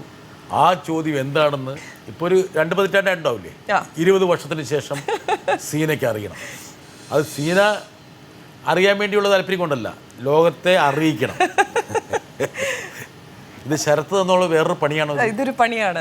ഇതൊരു രസകരമായിട്ടുള്ളൊരു, ഇപ്പോഴും ഞാൻ എന്തെങ്കിലും ടെൻഷൻ വരുമ്പം ആലോചിച്ച് ചിരിക്കുന്ന ഒരു കാര്യമാണ് സീന പറഞ്ഞത്. ആരായിരുന്നു ഈ 2 പേര്? ഞങ്ങളുടെ കോളേജിലെ വലിയ 2 ഹാൻസം ആയിട്ടുള്ള 2 ആൾക്കാരാണ്. പേര് പറയുന്നില്ല, അവരൊക്കെ 2 ആമ്പിള്ളേരാണ്. എന്താണ് പേര്? നമുക്ക് കേൾക്കട്ടെ, പറയാം. അവരൊക്കെ കാണാൻ ആഗ്രഹിക്കുന്ന ഒരു പരിപാടി. അവര് കോളേജിലെ ഏറ്റവും ഓർമ്മയുണ്ടോ? ജെയിൻ ആൻഡ് ജെയ്സൺ ആണ് അവര്. Jane and Jason. ഇപ്പൊ എവിടെയാണ് ജെയിൻ ആൻഡ് ജെയ്സൺ? ഒന്നും അറിയില്ല. ജെയിൻ ആൻഡ് ജെയ്സൺ ഈ പരിപാടി കാണുന്നുണ്ടെങ്കിൽ അന്ന് നിങ്ങൾ ചെയ്ത കുസൃതി എന്താണെന്നുള്ള കാര്യം മനസ്സിലേക്ക് കൊണ്ടുവരിക. Okay, Jane and Jason. ഞങ്ങള് വിമൻസ് കോളേജിൽ നിന്ന് ഞാനും സീനയും വരാണ്. അല്പം മുട്ടിടിച്ചിട്ട് ഭയങ്കരമായിട്ട് മുട്ടിടിച്ചിട്ടാണ് വരുന്നത്. അതുവരെ സ്കൂളിലും കോളേജിലും ഒക്കെ ഗേൾസ് ആണ് പഠിച്ചിട്ടുള്ളത്. പോയി വന്നിരുന്നു. അപ്പം ഞാൻ ഡാൻസ് ചെയ്യുന്നുണ്ട്. അത്യാവശ്യം ഇങ്ങനെ കഴിഞ്ഞ് ഇരുന്നു. ആദ്യത്തെ ദിവസം വന്ന് ഞാൻ ഉണ്ടായിട്ടില്ല. 2ാമത്തെ ദിവസം വന്നിട്ട് വിളിച്ചു, വരൂ പറഞ്ഞു. അപ്പം സീനിയനോട് നീ സൂക്ഷിക്കണം, എന്താ ചോദിക്കാന്ന് അറിയില്ല, പേടിച്ചു. റാഗിങ് ആണ്. പുറത്ത് പോയി നിന്നപ്പോൾ ഒരാൾ ചോദിച്ചു. ഞാൻ ആശാലത എന്നായിരുന്നു എൻ്റെ പേര്. കല്യാണശേഷമാണ് ആശാശരത്തായത്. ആശാലതയോട് ഒരു കാര്യം ചോദിക്കാനാണ് വിളിപ്പിച്ചത്. ഞാൻ ചോദിച്ചു, പറയൂ, പേടിച്ചിട്ടാണ്, പറയൂ. ചോദിച്ചു, ഈ കഥകളിയുടെ കഥകളി കളിക്കുമല്ലോ. ഞാൻ പറഞ്ഞു, ആ കഥകളി ചെയ്യാം. ഈ കഥകളിക്ക് വയ്ക്കുന്ന തൊപ്പി എവിടെന്നാ മേടിക്കുന്നത്? അദ്ദേഹത്തിന് അതിന് കിരീടം എന്നാ പറയുന്നതെന്ന് അറിയില്ല. അപ്പോൾ കഥകളിക്ക് വയ്ക്കുന്ന ആരാണ് ഈ തൊപ്പിയുടെ ആള്? അത് പേര് ആരാണ് ചോദിച്ചത്? ഒരാള്. അപ്പോൾ ചോദിച്ചപ്പോ പെട്ടെന്ന് എനിക്ക് ചിരി പൊട്ടിപ്പോയി. അപ്പൊ ഞാൻ എന്താ അല്ലെ കഥകളിക്ക് വെക്കണ തൊപ്പിയില്ലേ, അവർക്ക് അറിയില്ല ശരിക്ക് കിരീടം എന്നാ പറയാ. പിന്നെ എനിക്ക് സംസാരിക്കാൻ പറ്റില്ല, ചിരി വന്നിട്ട്. അപ്പം ഇവർ പേടിച്ച് തന്നെ എന്തെങ്കിലും എന്ന് ആക്രമിക്കാനോ അല്ലെങ്കിൽ റാഗ് ചെയ്യാൻ വേണ്ടി കൊണ്ടുപോകുന്നതാണെന്ന് വിചാരിച്ചു. അത് എപ്പോഴും ഞാൻ ആലോചിച്ച് എന്തെങ്കിലും ടെൻഷനോ സ്ട്രെസ്സൊക്കെ വരുമ്പോൾ ഓൾവേസ് ഞാൻ ആലോചിച്ച് തനിയെ ചിരിക്കാറുണ്ട്. ചെറിയ പ്രായത്തിൽ വിവാഹം കഴിക്കുന്നു ആശ. അതിനുശേഷം ദുബായിലേക്ക് പറിച്ചു നടപ്പെടുന്നു, പ്രവാസ ജീവിതം ആരംഭിക്കുന്നു. ഇവിടെ കളിച്ചു വളർന്നിങ്ങനെ ഒരു ചിത്രശലഭം പോലെ പാറി നടന്നിരുന്നൊരു പെൺകുട്ടി ചെറുപ്പത്തിൽ തന്നെ ഒരു കുടുംബിനിയാകുന്നു, അന്യനാട്ടിലേക്ക് പോകുന്നു. പൊരുത്തപ്പെട്ടോ? പ്രത്യേകിച്ച് മലയാളം തികച്ചറിയാത്ത ഒരാളുടെ കൂടെ ദുബായിൽ ചെന്നിറങ്ങുമ്പോൾ അത്യാവശ്യം എനിക്ക് കുക്കിംഗ് വശം ഉണ്ടായിരുന്നു. അച്ഛന് നിർബന്ധമായിരുന്നു. ഏത് കുക്കിങ്ങിൽ ഏതായിരുന്നു? എല്ലാം വീട്ടിലിപ്പോൾ അമ്മ തിരക്കായതുകൊണ്ട്, അല്ലെങ്കിൽ ഇന്നും അച്ഛൻ ഭക്ഷണം കഴിക്കണമെങ്കിൽ അമ്മ ഉണ്ടാക്കണം. അങ്ങനെ എല്ലാം വെക്കും. ഞാൻ അന്ന് മുതൽ ചെറിയൊരു 8ാം ക്ലാസ് 9ാം ക്ലാസ് മുതൽ ഞാൻ ഭക്ഷണം പാകം ചെയ്യാൻ എനിക്ക് ഇൻട്രസ്റ്റ് ഉണ്ടായിരുന്നു, വശമുണ്ട്. വെജിറ്റേറിയൻ നോൺ വെജിറ്റേറിയൻ എല്ലാം വെക്കും. ശരത്തേട്ടൻ കൂടുതൽ പ്രിയം വെജിറ്റേറിയൻ ആണ്. എൻ്റെ വീട്ടിൽ കൂടുതൽ നോൺ വെജിറ്റേറിയൻ കഴിക്കുന്നവരാണ്. പക്ഷേ രണ്ടും ഞാൻ ഉണ്ടാക്കുമായിരുന്നു. അപ്പോൾ കുക്കിംഗ് ഒരു വീട് എങ്ങനെ നോക്കുന്നുള്ളൊരു കൺഫ്യൂഷനൊന്നും എനിക്കുണ്ടായിരുന്നില്ല. പക്ഷേ ഈ കലാജീവിതമെല്ലാം വിട്ടിട്ട് എന്താവും ഇനി, എന്ത് നാളെ, അല്ലെങ്കിൽ അങ്ങനൊരു കൺഫ്യൂഷൻ എനിക്ക് ഉണ്ടായിരുന്നു. അവിടെ ചെന്നു എന്നും ഈ കൊട്ട് കേട്ടിട്ട് ഉറങ്ങിയിരുന്ന ആളാണ് ഞാൻ. അമ്മയുടെ താളം, അല്ലെങ്കിൽ അതിനുശേഷം ഞാൻ തന്നെ അമ്മയുടെ സ്കൂളിൽ പഠിപ്പിച്ചിരുന്നു. അപ്പോൾ ഇതൊന്നും ഇല്ലാതെ നമ്മളുടെ ഒരു ജീവിതം എന്താണ്, അല്ലെങ്കിൽ അങ്ങനെ എന്തായിരിക്കും, എങ്ങനെയായിരിക്കും, അതൊക്കെ ഒരു കൺഫ്യൂഷൻ ഉണ്ടായിരുന്നു. വീട് നിറച്ച് കളരിയിലെ കുട്ടിയോളം എപ്പോഴും നിറച്ച ആൾക്കാർ വരുന്ന വീടാണ് എൻ്റെ. എപ്പോഴും ഊണ് കഴിക്കാൻ നിറയെ ശിഷ്യരുണ്ടാവും അമ്മയുടെ. അതുകൊണ്ട് കുറച്ച് ഭക്ഷണം ഉണ്ടാക്കാൻ എനിക്ക് അന്നും ഇന്നും അറിയില്ല. കാര്യം എപ്പോഴും ആരെങ്കിലും ഉണ്ടാവും വീട്ടിൽ കഴിക്കാൻ. ആശാന്റെ വീട്ടിൽ വന്ന എപ്പോഴും ഭക്ഷണം ഉണ്ടാവും. തീർച്ചയായിട്ടും, എനി ടൈം. പെരുമ്പാവൂരാണ്. വരൂ ദുബായിലാണെങ്കിലും വരും. അങ്ങനെയായിരുന്നു. അതിനുശേഷം അവിടെ ഒരു കൺഫ്യൂഷൻസ് എല്ലാം ഉണ്ടായിരുന്നു. എങ്ങനെ പഠിപ്പിക്കാതെ, കുട്ടികളില്ലാതെ, അല്ലെങ്കിൽ ഞാൻ കളിക്കാതെയൊക്കെ എങ്ങനെ ജീവിക്കുന്നുള്ള. പക്ഷേ ഗ്രാജുവലി ഞാൻ കുറച്ച് കുട്ടികളെ പഠിപ്പിച്ചു തുടങ്ങി. ആദ്യം പഠിപ്പിച്ച കുട്ടിയുടെ പേര് ശ്രുതി എന്നായിരുന്നു. ഒരു കുട്ടിയെ വെച്ചിട്ടാണ് തുടങ്ങിയത്. കുറച്ച് കുട്ടികളെ പഠിപ്പിച്ചു തുടങ്ങി. ശരത്ത് നല്ല പ്രോത്സാഹനം തന്നോ? തീർച്ചയായിട്ടും. ഒരു പക്ഷേ ഇവിടെ ഇങ്ങനെ വീട്ടിൽ ഒന്നും ചെയ്യാതിരുന്നു കഴിഞ്ഞാൽ എൻ്റെ കാര്യം കട്ടപ്പോ എന്നുള്ള ശരത്ത് വിചാരിച്ചിട്ടുണ്ടോ? അതും ചിലപ്പോൾ ശരത്ത് ബുദ്ധിമാനാണ്. ഞാൻ ശരത്തിനെ എൻ്റെ മുഖം കണ്ടപ്പോൾ തന്നെ ഞാൻ വായിച്ചു. ഞാൻ പണ്ടേ കണ്ടപ്പോൾ തന്നെ ഞാൻ വായിച്ചു. ബഹുമിടുക്കനാണ്. എന്താ കാരണം എന്ന് വെച്ചാൽ ഇവിടെ ഇങ്ങനെ വീട്ടിൽ ഒരു പണിയില്ലാതെ ഇരുത്തി കഴിഞ്ഞാൽ എനിക്ക് പണി കിട്ടും. അതായിരിക്കാം ശരത്ത്. അത് സാധ്യതയുണ്ട്. ശരത്തേട്ടൻ സ്കൂള് തുടങ്ങുന്ന സമയത്തും എന്നോട് പറഞ്ഞിട്ടുള്ളൊരു കാര്യം, പൈസയൊന്നും ഉണ്ടാക്കിയിട്ടില്ലെങ്കിലും കുഴപ്പമില്ല, എന്നെ നീ ശല്യം ചെയ്യരുത്. ഇൻവെസ്റ്റ്മെന്റ് എല്ലാം അദ്ദേഹമാണ് ചെയ്തു തന്നിട്ടുള്ളത്. ആദ്യകാലങ്ങളിൽ ആദ്യത്തെ സ്കൂൾസിനെല്ലാം ഇൻവെസ്റ്റ്മെന്റ് ഉണ്ടല്ലോ, എല്ലാം അദ്ദേഹമാണ് ചെയ്തു തന്നിട്ടുള്ളത്. അപ്പോൾ പറയായിരുന്നു എന്നെ. ഒരു കുട്ടിയെ പഠിപ്പിച്ചുകൊണ്ടാണ് ആശ അവിടെ ദുബായിൽ തന്നെ വലിയൊരു പ്രയാണം ആരംഭിച്ചത്. അതെ. അതിനുശേഷം ദുബായിൽ ഈ പഠിപ്പിക്കുന്നതിനൊപ്പം തന്നെ ദുബായിൽ റേഡിയോ ഏഷ്യ എന്ന് പറഞ്ഞിട്ടൊരു മലയാളം റേഡിയോ ജോക്കിയായിരുന്നു. 10 വർഷം ഞാൻ അവിടെ ജോലി ചെയ്തു. എന്തായിരുന്നു സ്ഥിരമായിട്ടുള്ള പദാവലി? ഏറ്റവും എൻ്റെ പോപ്പുലർ ആയിട്ടുള്ള പ്രോഗ്രാം ഹംസഗീതം എന്ന് പറഞ്ഞൊരു പ്രോഗ്രാം ആയിരുന്നു. എങ്ങനെയാണ് തുടക്കം നോക്കട്ടെ? ഹംസഗീതത്തിലേക്ക് എൻ്റെ എല്ലാ പ്രിയപ്പെട്ട ശ്രോതാക്കൾക്കും സ്വാഗതം. കാര്യം ഇപ്പോഴത്തെ ഒരു റേഡിയോ ജോക്കി സ്റ്റൈലല്ല. ഞങ്ങളുടെയൊക്കെ ഗുരു രാമേന്ദ്രൻ സാറാണ്. ആ പ്രോഗ്രാമിന്റെ കൺസെപ്റ്റ് എന്തായിരുന്നു വെച്ചാൽ, നമ്മളെല്ലാവരും മിസ് ചെയ്യുന്ന നാടാണ്. അന്ന് TV-യിൽ TV ഇവിടുന്ന് അവിടെ നമ്പറുകൾ ഇവരെ ആകർഷിക്കാൻ വേണ്ടി ഉപയോഗിക്കാറുണ്ട്. പിന്നെയോ, ഏതൊക്കെയായിരുന്നു? എഴുത്തുകളാണ്. അവരയക്കുന്ന എഴുത്ത്. അതിന്റെ കൺസെപ്റ്റ് ഇപ്പം ഞാൻ ദുബായിൽ ജീവിക്കുന്നു, എൻ്റെ ഹസ്ബൻഡ് നാട്ടിലാണെങ്കിൽ ഞാൻ എൻ്റെ ഭർത്താവിന് എഴുതുന്ന എഴുത്ത് ഒരു ഹംസം കൊണ്ടുപോയി ഭർത്താവിനെ ഏൽപ്പിക്കുന്നു. ഭർത്താവ് പറയുന്ന ആ ഒരു റിപ്ലൈ ഞാനത് ഭാര്യയോട് പറയുന്നു. തിരിച്ചു വന്ന് ആ ലെറ്റർ വായിച്ചിട്ട് അവരുടെ റിപ്ലൈ. ഇപ്പം ഭാര്യയാവാം, അമ്മ മകനാവാം, അങ്ങനെ. പക്ഷെ ഭയങ്കര പോപ്പുലർ ആയിരുന്നു ആ പ്രോഗ്രാം. അത് പലരും ചോദിക്കുമെന്ന് തിരിച്ചു, ശരിക്കും ഈ ഹംസം പോകുന്നുണ്ടോ? അപ്പോൾ ചിലപ്പോൾ പറയും നമ്മളവിടെ പോയിരുന്നു, ഞാൻ അവിടെ ഇരുന്നു, പക്ഷെ മഴ ആയതുകൊണ്ട് കാണാൻ പറ്റില്ല. ഇതിലൂടെ ആശ പ്രണയത്തിന്റെ പ്രണയം മാത്രമല്ല, എല്ലാ റിലേഷൻഷിപ്പും വരുന്നുണ്ട്. എല്ലാം ഉണ്ട്. വിരഹം, അമ്മ, മാതൃസ്നേഹം ഒക്കെ വരുന്നുണ്ട്. ചില കത്തുകൾ തയ്യാറാക്കിയിരുന്നു. അത്യാവശ്യം. ഞാനിപ്പം ബൈറ്റ് വരും, അതുകൊണ്ടാണ് ശ്രദ്ധിച്ച് കള്ളം പറയരുത്. അത്യാവശ്യം. അപ്പൊ ചില കത്തുകള് ഭർത്താവിന്റെയും ഭാര്യയുടെയും പേരിൽ തയ്യാറാക്കിയിരുന്നു. ചിലപ്പോ നമുക്ക് ഒരു എപ്പിസോഡിൽ അറിയാലോ, ഇതിൽ കുറെയൊക്കെ എപ്പിസോഡിൽ തികയാതെ വരും. ചില എപ്പിസോഡിൽ നമുക്ക് വരുന്ന കത്തുകളിൽ അമ്മ മകനും മകൻ അമ്മയ്ക്കുള്ളത് മാത്രമേ ഉണ്ടാവുള്ളൂ. നമ്മൾ എല്ലാ ചേരുവകളും വേണം. അപ്പോൾ ഒരു പ്രണയം വേണം, ഒരു വിരഹം വേണം, ഒരു അമ്മ മകനുള്ളത് വേണം. അങ്ങനെ 5 കത്താണ് നമ്മൾ വായിക്കുക. എന്നിട്ട് 5 കത്തിനും പറ്റിയ രീതിയിലുള്ള പാട്ടിടും. അങ്ങനെയാണ്. കുറെ കാലം അപ്പൊ ചില സമയത്ത് ഈ 3 കത്തേ ഉണ്ടാവുള്ളൂ. ബാക്കി 2 കത്തിന്റെ ഗ്യാപ്പ് ഫില്ല് ചെയ്യുന്നത് നമ്മൾ എഴുതും. അപ്പൊ നല്ല ഇതിൽ എഴുതുമോ? നമ്മൾ അത്യാവശ്യമൊക്കെ എഴുതും. പിന്നെ അല്ലെങ്കിൽ നമുക്ക് എല്ലാ എഴുത്തുകാരും ഫ്രണ്ട്സ് ഉണ്ടല്ലോ, അവരാരെങ്കിലും എഴുതും. അങ്ങനെ അപ്പൊ വ്യാജ കത്തുകൾ പണ്ടേ തന്നെ ആശാ ശരത്ത് നിർമ്മിച്ചിരുന്നു കേട്ടോ. അങ്ങനെ ഇല്ല കേട്ടോ, അതെ അതെ. ചെറുതായിട്ട്. ആശ പിന്നീടാണ് കൈരളി കലാകേന്ദ്രം. അതെ, ഒരുപക്ഷെ ആശയുടെ ജീവിതരേഖ പരിശോധിച്ചാൽ ആശയുടെ അനാട്ടമിയിൽ ഏറ്റവും പ്രധാനപ്പെട്ട ഒരു തന്തുവാകുന്നത് കൈരളി കലാകേന്ദ്രമാണ്. ഇന്ന് ആശ ഒരു 3000 എത്ര 4000 ഫ്ലക്ച്വേറ്റ് ചെയ്തുകൊണ്ടിരിക്കും. ഏകദേശം അപ്രോക്സിമേറ്റ്ലി 3500 സ്റ്റുഡൻസ് ആണ്. 3500 വിദ്യാർത്ഥികളെ പഠിപ്പിക്കുകയാണ്. 4 ശാഖകൾ, 4 സ്കൂളുകൾ. Very affluent, very rich. എന്താ ടേൺ ഓവർ? അത്രയും കുഴപ്പമില്ലാണ്ട് പോകുന്നു, അത്രേ ഉള്ളൂ. അല്ല, ഇതൊരു it's not a big business. ഒരു ബിസിനസ് പോയിന്റ് ഓഫ് വ്യൂവിൽ നമുക്കൊരു ഈ ഒരു ടൈപ്പ് ഓഫ് സ്കൂൾസിനെ നമുക്ക് അധികം കാണാൻ കഴിയില്ല. കാര്യം ഹെവി ഇൻവെസ്റ്റ്മെൻറ്റ് വേണ്ട ഒരു കാര്യമാണത്. കാര്യം ഒരു സ്കൂൾ തുടങ്ങണമെങ്കിൽ വെറുതെ നമ്മളൊരു ക്ലാസ് തുടങ്ങുന്ന രീതിയിൽ നമുക്ക് ചെയ്യാൻ കഴിയില്ല. ഒരു സാധാരണ ഒരു കമ്പനി എങ്ങനെ സ്റ്റാർട്ട് ചെയ്യും, അതേ എല്ലാ ഫോർമാലിറ്റീസുമാണ്. We have to take a place, അതിൻ്റെ ലൈസൻസ് വേണം. ഇപ്പോൾ വിസയുടെ ഓരോ ആൾക്കാർക്കും വിസ വേണം, അവർക്കുള്ള ഡെപ്പോസിറ്റ്സ്. പിന്നെ സ്കൂളാകുമ്പോൾ ഒരുപാട് KHDA ദുബായ് ഗവൺമെൻറ്റിൻ്റെ എഡ്യൂക്കേഷൻ ഡിപ്പാർട്ട്മെൻറ്റ്സിൻ്റെ ഒരുപാട് പെർമിഷനും അങ്ങനെയൊക്കെയുള്ള എഴുത്തുകുത്തുകളും ഒരുപാട് പണച്ചെലവുള്ള കാര്യമാണ് സ്കൂൾ. ആശ ഒരു വലിയൊരു ബ്രാൻഡാണ്. പക്ഷെ ആ ബ്രാൻഡ് അവിടെ എളുപ്പത്തിൽ വിറ്റഴിക്കപ്പെടാൻ സാധ്യതയുണ്ട്. ഇപ്പോഴാണ് ആശാ ശരത്തിനെ ജനം അറിഞ്ഞു തുടങ്ങിയത്.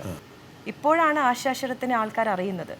അതുവരെ ഒരു അധ്യാപിക എന്ന നിലയിൽ, ഒരു നർത്തകി എന്ന നിലയിൽ മാത്രമേ എന്നെ അറിഞ്ഞിരുന്നു.